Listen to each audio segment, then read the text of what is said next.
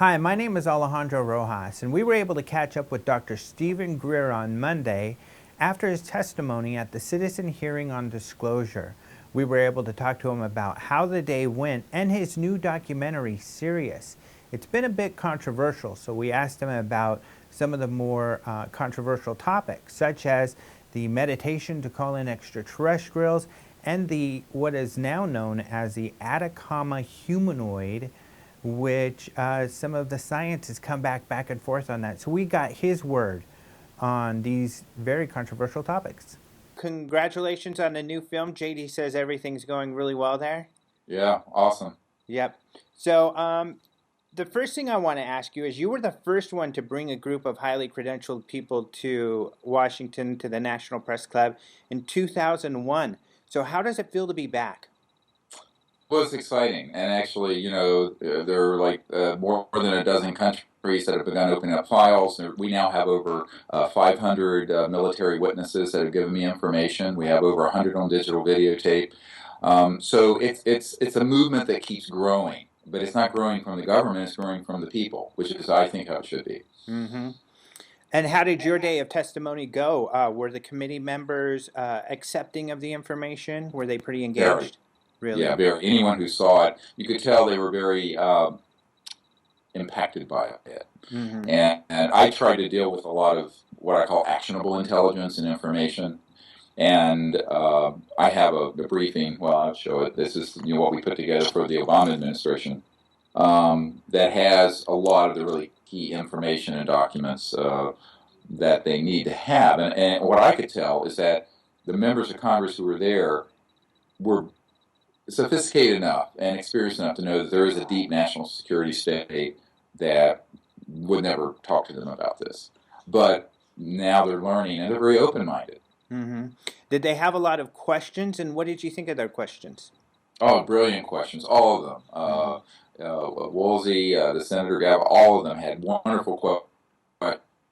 And I think they were very sincerely trying to get to the essence of the matter, because they covered everything from the giggle factor and how the media treats this to serious national security issues of command and control, which is one of the things that I want to focus on. Is over my 22 years of doing this, having done briefings for the head of the Defense Intelligence Agency and the CIA director and head of Intelligence Joint Staff and members of the Senate Intelligence Committee, what I've consistently found is that there's a deep national security state program dealing with this stuff, which kind of is bypassed the democracy. And this is a really unfortunate and dangerous thing, as Eisenhower said. And in the film Sirius, it's very clear that we make this point that this is a threat to our democracy and way of life. Mm-hmm. And I think they get that. Yeah. I personally feel, because it had an effect on me, your 2001 event was a big deal, and I think it turned a lot of heads. Now that we're doing it here again in 2013, something similar, do you think it'll have as big an effect, or do you think this is a good time for something different to happen? Well, I'm hoping it's a potentiation, because this is going on at the same time we're just releasing Sirius, which is more of a, the director's view of the work we've been doing. I mean, I didn't make the film; I'm not a filmmaker, and we gave him, hundreds of hours of material, but he had to create something that would grab the public's attention, who aren't ufologists and who don't live and breathe this stuff on the internet, but who are open-minded people and who are curious people. And it is having that effect, because as you can see from our premiere, we had people from all walks of life there. We had Lockheed Aerospace engineers.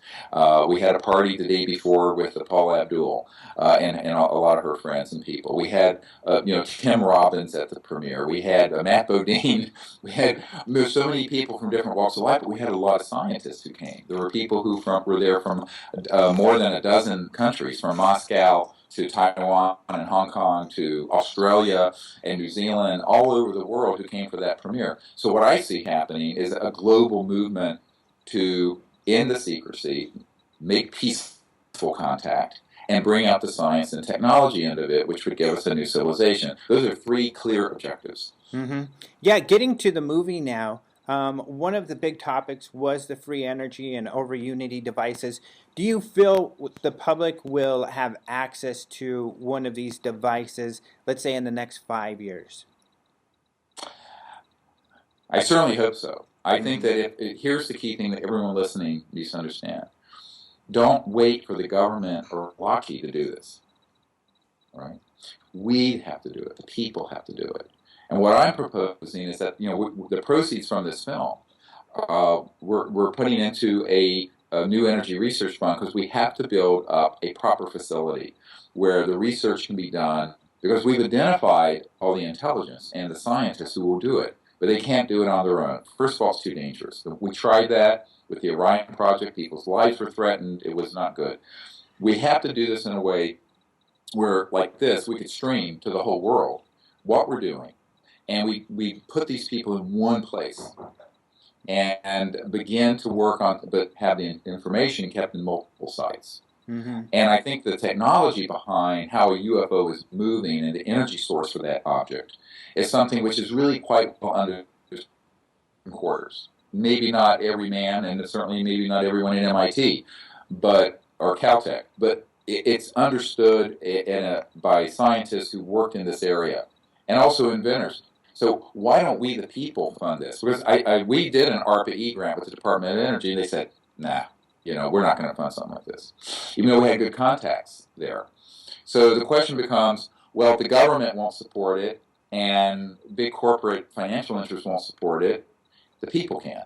And that's the whole point of what we're doing with STAR, Sirius Technology Advanced Research, Advanced High Energy Physics that would be at least the first generation. It may not be an anti-gravity system, because that gets into some issues about delivering a missile, if you can go that, like anti-gravity. But if you're talking about something that could be an energy generation system for your house and car, why not do that? This is something that really should come out. The only reason it hasn't, we point out, is the corrupting influences of oil, gas, coal, petrodollar banking. It's all the financial macroeconomic interests. And actually, this is what the Honorable Paul Hellyer and I have talked a great deal about, is that the macroeconomic system is really the key to the secrecy. It isn't the White House keeping the secret. And even most of the senior people at the Pentagon I've met with, they're kind of victims of it. There's another deep agenda going on with people who have enormous power and money, I hate to say it, much more power and money than the U.S. government. Mm-hmm. Getting on to another topic that was in your video that really I haven't seen featured in another documentary are the CE5s, or the contacts and going out and meditating to bring in the extraterrestrials, or at least have a interaction there. It seems like, what your interpretation, are they coming just kind of to say hi, or why isn't there more kind of interaction where, as if there is a positive kind of interaction, more help? What would you say there isn't more going on? Well, there's been a lot of interaction on these expeditions. The film could only go so far in it, but if you go to SiriusDisclosure.com, we have a whole section on it. And we have now a couple thousand teams all over the world doing this, having all kinds of experience, not just with craft, but with beings. But the technologies we're talking about are transdimensional. So sometimes they're in, quote, this dimension. Sometimes they're partially in this dimension. And it deals with what I said today, is this big question of WSFM. It's, at the CIA, it's called Weird Science and Frickin' Magic. And that is what they call this whole area of science that deals with transdimensional interstellar. Because if you're going faster than the speed of light, you're not going to do it through this dimension or the three-dimensional. It has to go through other dimensions. Mm-hmm. And the technologies that control for that are actually quite well understood. Those technologies deal with what I call technology-assisted consciousness and consciousness-assisted technologies, where the mind and coherent thought interfaces with technological systems. And this is actually how ETs do communicate. So what I've said is that we can learn to go through a training process that's meditative, experience mind in its expanded, more universal component, and then make contact. And that was actually the CE5 component, which is what it is, when humans initiate or participate in the contact voluntarily. It's a model for citizens But so for 22 years, we've been doing citizens diplomacy, which I think is really the next technology. Hmm. So, do you feel that at some point with the diplomatic work that you feel you all are doing, there will be more of an interaction where they may be able to give us something more tangible, or is it more like a morale boost on our side where they're like, "Hey, you guys can do it because it needs to come from us"?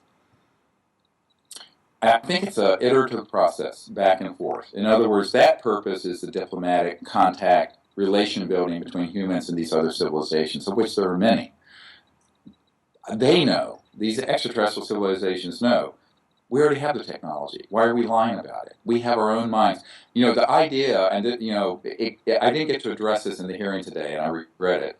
But if I had anything to add in, but I didn't want to take too much time from everyone else's time, is that it's a mistake to think that these extraterrestrial civilizations are trying to keep this secret, but they don't want to get ahead of the indication that we're ready.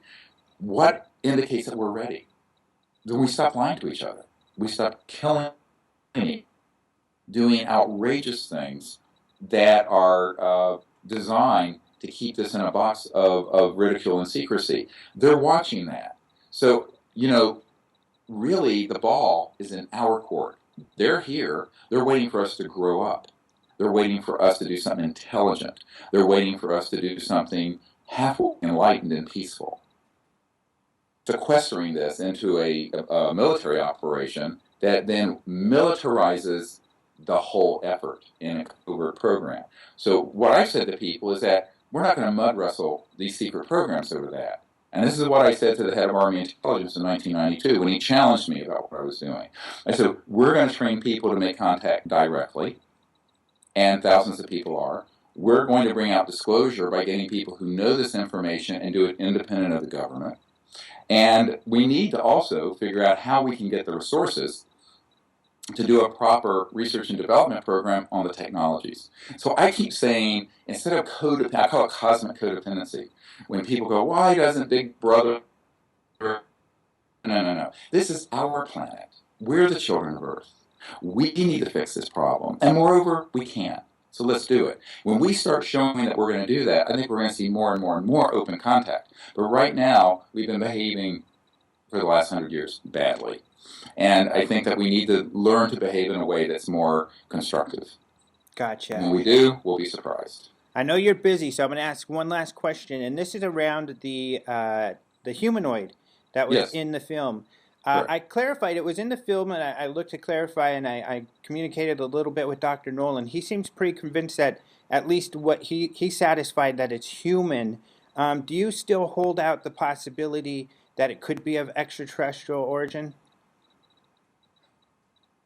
Let me explain science for a moment, so everyone listen carefully.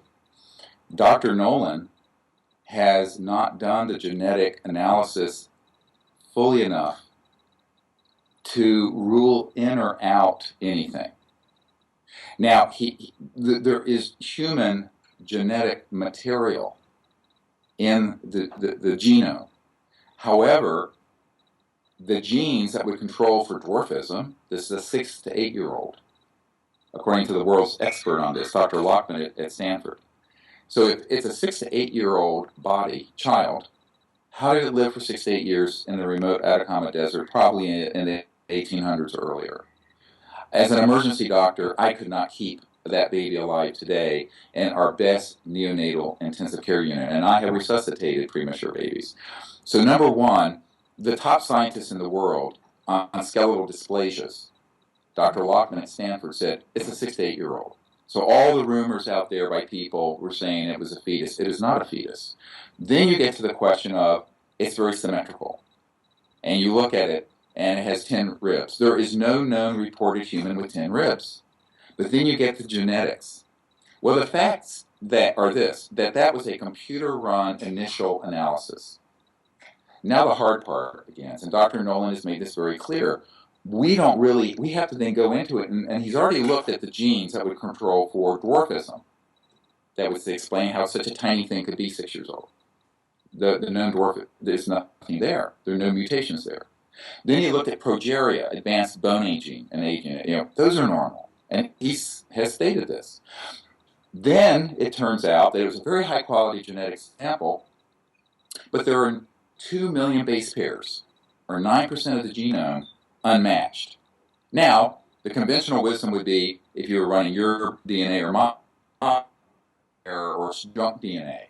But when you're not finding any explanation for what the physical specimen looks like, you now have to, and this is why he said in the film, this is more difficult than I thought it would be. Because what you're now going to have to do is look and see what's in what would normally be in the wastebasket of this 9% unmatched DNA, this 2 million base pairs.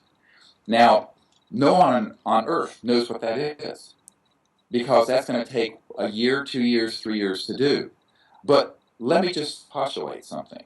Let's say that 2/3 of that is junk DNA and computer error, because it's a very high number, base pairs. And 3% of it are actually new genetic material that's a control link. That would then make this specimen more different from us than we are from chimpanzees. We're 99.5% identical to a Neanderthal. We're 96, 97% identical genetically if we just ran our DNA match from 8. So the question then becomes, how did you get this specimen to live for 6 to 8 years in a remote area of Chile, the Atacama Desert? 2 million base pairs. Is it all junk, or is that where the secret is? Nobody knows. Dr. Nolan doesn't know. I don't know. You don't know. The problem is everyone wants a quick answer. They look at CSI and they think that, oh, you're going to run this like whatever, like in a criminal case. This is the Human Genome Project that took 10 years and $5 billion. We're doing something with this that is in uncharted territory. Now then you add the other question, which he refers to, and that's the whole question of epigenetics. Now, epigenetics are the chemical and other environmental things that actually tend to turn on and off DNA that we used to think was junk. And if a higher intelligent civilization knew how to do that, they could do some amazing things with existing genetic material on a planet. Now, I'm getting into a little bit of speculation here, but it is not an easy answer. The problem is that people read his initial report and say he uses the word human. So does Dr. Lockman, although Dr. Lockman will say, we've never seen a human with this form of dwarfism. We've never seen a human that's 6 inches tall and is 6 to 8 years of age, according to bone density, epiphyseal place, any scientific metric. And now we have the genetics with 2 million base pairs that are kind of being kicked out by an automated computer system. That has not been done manually. That takes millions of dollars and years to do. So people who don't understand the science and technology behind how this genetics is being done look at that report and say, oh, case closed. And Dr. Nolan would be the first to say, no, that's not true. Mm-hmm. The problem is, and this is a huge problem, is that the science is incredibly nuanced, and we're in uncharted territory. And everybody wants, like driving through a fast food restaurant, quick answer. Everything's instant. I seriously doubt we're going to have a true answer on what this is for 2 to 5 years. And more importantly, I think what we have to do is follow up on some things that we're finding, that there may be more of these out there. A team did go to Spain, from Spain to the people who hold this little being now, went there and they heard reports of other people who had seen living versions of this associated with UFOs that had landed or in the foothills of the Andes. And there are reports of more of these that are in storage or in some sort of urns. Now, it's apocryphal. We don't know if that's true or not, but we need to do an expedition to find out. We need to also discover from the Alexis beam. Now, as you know, you may not know, I was called at the time when that was discovered.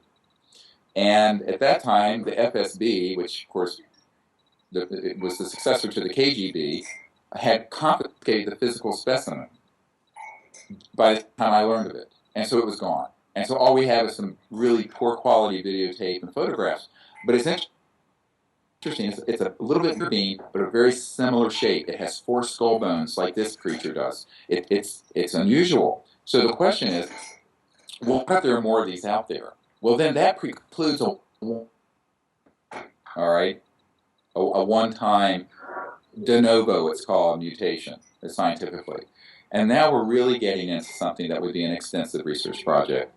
So I think that's what we have to admit. We just don't know. And at this point, I don't know if it's fully human, and part something else, if it's a new subspecies, if it's a new species altogether that shares a lot of our DNA. But what if life was seeded throughout the universe? Recently, there was a group of scientists who found that the DNA on Earth dates back, if you're using computer programs, to 10 billion years. And this is a scientific report, but the Earth has only been for 4.5 billion. Where does life come from? How does it spread through the cosmos? These are profound, existential, deep questions. And I think it's ridiculous to say we have all the answers. We simply do not. So with this little humanoid, maybe there will be one genetic defect that will explain the whole presentation. However, then the question is that a defect or a different life form? Because what's the difference? A mutation, or is it a developmental? Because if it lived for 6 to 8 years and apparently died of trauma, as an emergency doctor, I examined it personally, held it. It has a caved-in part of the skull on the back, right side, and a fractured humerus. And well, I think the Lockman study said that was post-mortem, the damage to the skull. No. He actually felt that it was probably the cause of death, if you read his report carefully, and as do I. And in other words, it happened, and then there was no bone healing afterwards. You have to understand how to read a medical report, and so what you just said is not accurate. All the time. So this then gets into the question of, if it lived that long, then how? So in a sense, I don't think the answer is in the genetics. I think the answer is probably in the actual study of the specimen and finding more of them, and then seeing if the genetics of any new ones match up to this one. Now, eventually, we will have answers. Eventually, we may be able to put, and this is what I believe a very extensive, time-consuming project, is to put all the data to the best scientists in the world. Let them try to start looking through these 2 million base pairs and 9% unmatched material, and the material that is currently matching that says that it has a lot of human DNA in it. But remember, I believe a mouse is 70% identical to a human. There's going to be a lot of matching. But the question is, what's in the unmatched? And that's manual. That is not running a computer program. So that is a huge research project, and I think the rush to judgment, because, and here's the problem, people who don't understand how these scientific research projects progress, they take many twists and turns. I really think that many of us thought that, well, if it was human, then it would come up and the areas on the genes that control for dwarfism would light up. They're not. Or some other area. So why aren't those things there? So it's strange, and it's still a mystery, and nobody knows what it is. The problem is everyone's wanting to say, we figured this out, when we haven't. Right, so there's still a lot of work to be done. A lot of work. Most of the work is ahead of us.